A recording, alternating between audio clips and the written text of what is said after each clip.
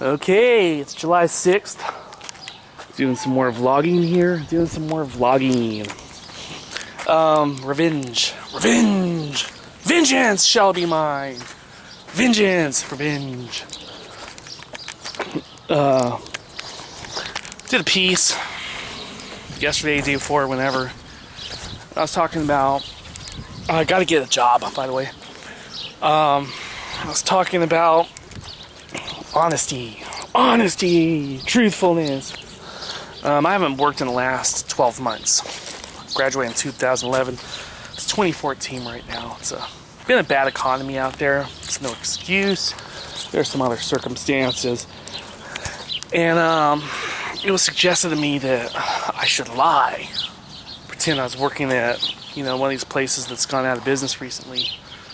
Like a Blockbuster Video, Circuit City kind of stuff. And,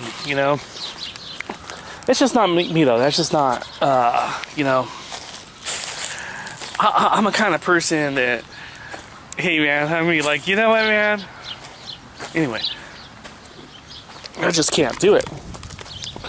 But that's okay. There's people that are like, I mentioned Dean Koontz.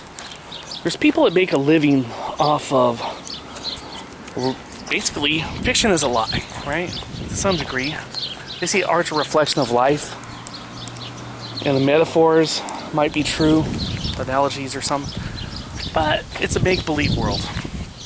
And then there's people that make airplane manuals about how to repair airplanes.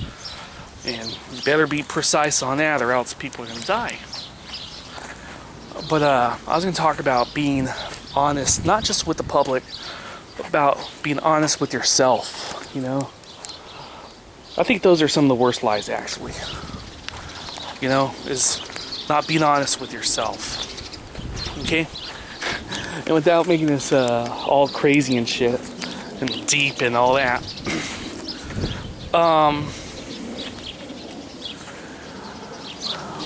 For 13 and a half years, I was on a disability, and I just got approved to work again.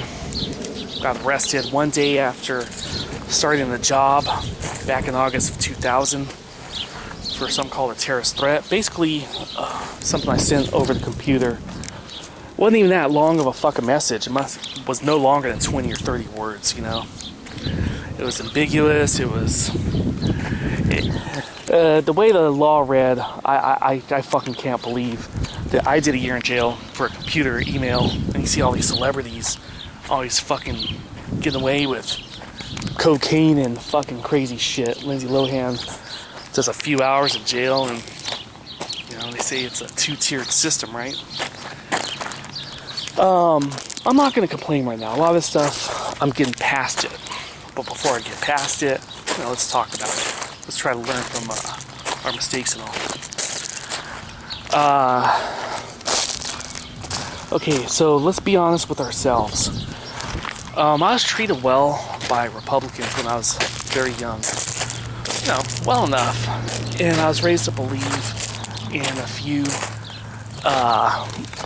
principles, qualities or whatever, integrity, hard work, work ethic, and responsibility, and, a few of these things.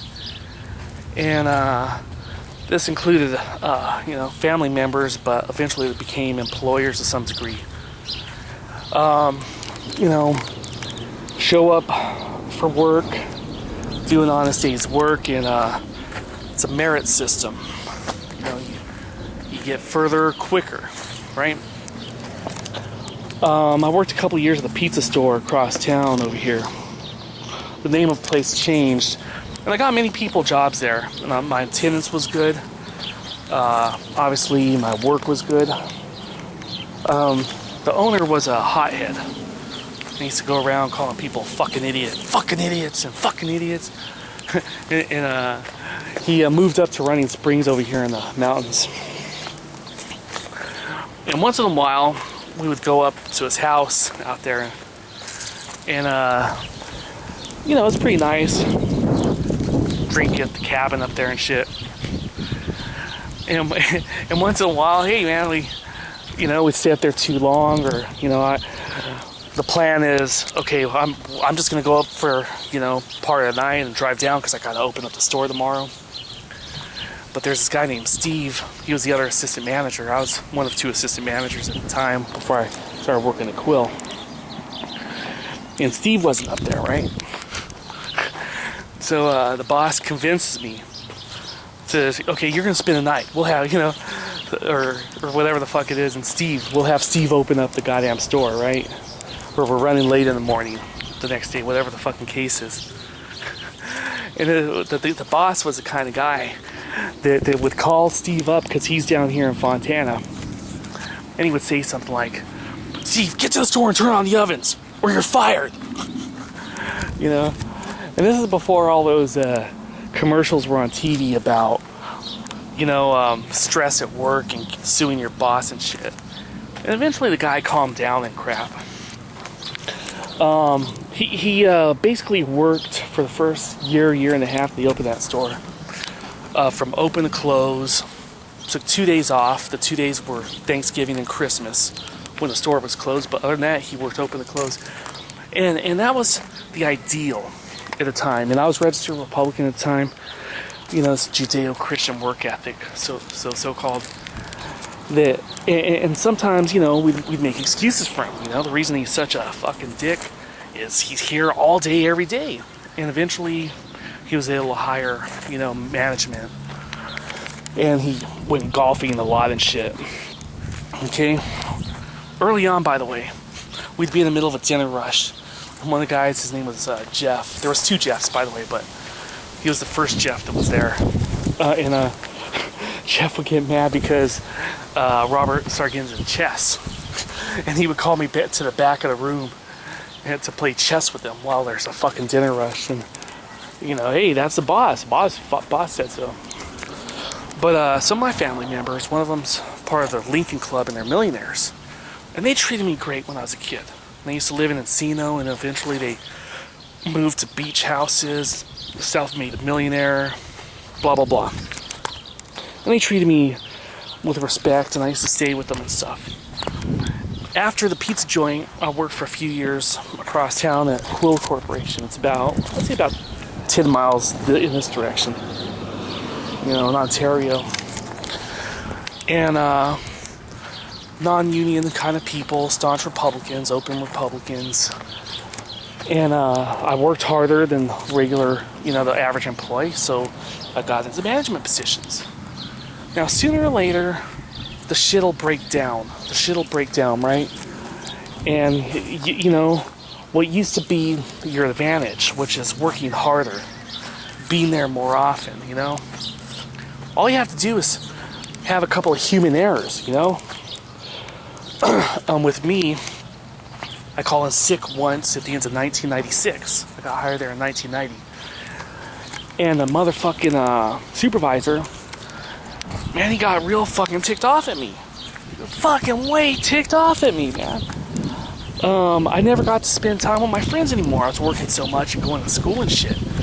So the night before, we went to Margaritaville and Cucamonga. And then the next day, I had to drive my niece and nephew and their cousins and my niece's boyfriend 8 hours to Salinas. Oh, like, no fucking way, man. No fucking way. It's not even a heavy day, you know? It's not even a fucking heavy day.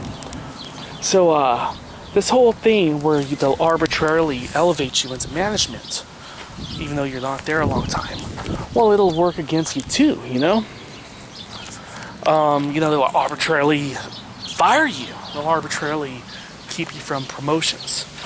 And in the family situation, they'll start acting like snobs if you do what I did, which is go to a liberal school and get involved with unions and fucking ecology and shit like that. You know, these are no-nos to a right-wing conservative. Government regulation and shit like that, you know. So it's 10 minutes right now. I'm about to head out here. And it used to be my solution to make a song if something wrong happened to me. I had a couple of shirts stolen. But now, I'm just going to go buy a couple new shirts, man. And chalk it up to shit that happens in life. Alright? 10 minutes, baby. You have a good time.